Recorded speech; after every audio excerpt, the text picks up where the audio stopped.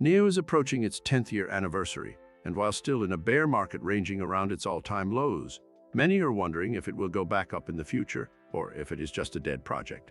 This will be the last time covering NEO blockchain, and you will understand why, as well as you should be able to make up your own idea if this project is really worth it or not. But let's first give an introduction on what NEO is for who is here for the first time. NEO is a smart contract blockchain platform, also known as the Chinese Ethereum blockchain.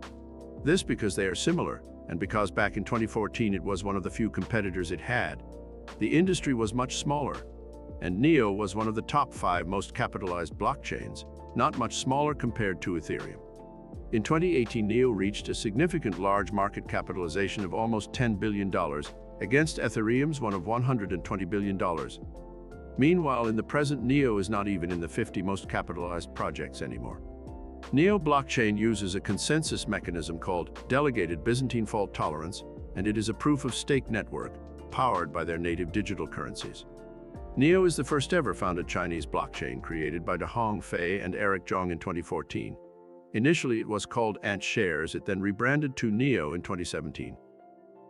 The ecosystem runs on 2 cryptocurrencies, NEO and NEO Gas. With a maximum supply of 100 million tokens, NEO has already released 70% of its tokens into circulation, and it doesn't appear that new coins will be entering the ecosystem anytime soon. As a native governance token, NEO allows its holders to vote for the future of the project in the NEO Committee. NEO holders participate in controlling and selecting members and consensus nodes, which then validate and maintain the network. However, it's worth noting that NEO currently only has 7 validator nodes, which could be a cause for concern for a blockchain that has been around for so long. Despite this, NEO's market capitalization is just over $650 million with a current price of around $9. NEO Gas is the second token of the ecosystem and is used for fees when executing smart contracts. With a current price of around $2.70 and a market capitalization just under $30 million, it's worth mentioning that it's down over 95% from its all-time high in 2018. Both tokens saw significant growth during the bull run in 2021, but they never came close to reaching the numbers achieved 6 years ago. However, the question remains whether NEO is undervalued and whether it will ever be adopted enough to reach a new all-time high. So don't miss out on what's coming next. Watch until the end to draw your own conclusions.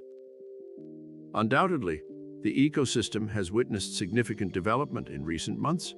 For instance, Neoline version 4 of the Google Chrome wallet and version 3 of the mobile wallets were released, bringing users a more intuitive and streamlined experience. Furthermore, NEO recently partnered with Alchemy Pay to increase accessibility to NEO-based tokens and enable users to purchase cryptocurrencies using their preferred local fiat currencies.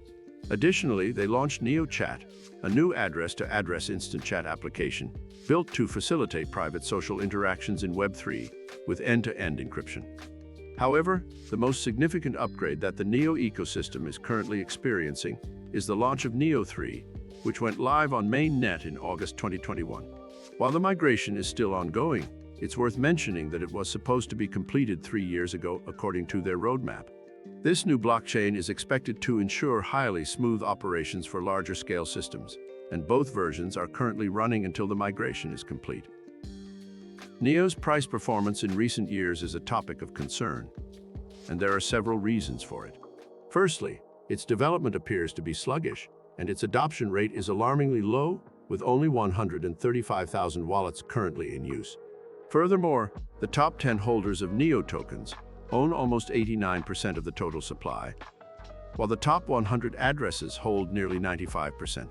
Given that only 70% of the tokens are in circulation, this raises concerns about the centralization of the network.